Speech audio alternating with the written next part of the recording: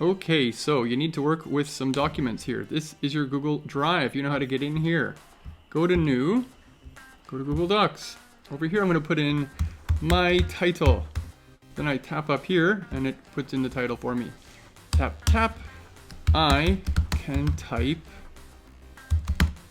here. Tap, tap. Keep typing. You get the idea. It's pretty simple. If I wanted to, I could double tap on all this and make it bold, or I could just use Command B. I can change the size of the font by doing this if I so choose.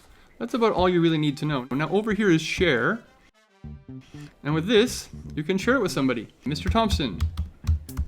There's two people. I want this guy. Click on this and send. So now, Mr. Thompson, me, whoever you share it with, can also come in here and edit it. What else might you need to know? If you wanted to upload something, you can go over here in my drive and click on File Upload. Tap on this, it opens up your Finder, and then I can just go in here and I can find something. This is something that I made that I can share with anybody I like. As you see down here, it's uploading. This is a .key, which means it's a Keynote document. Tap on it and it opens up. Now, there's no preview available because it's a Keynote document. This is not editable in Google, but I can use it or share it. It could be a PDF as well. Share it the same way.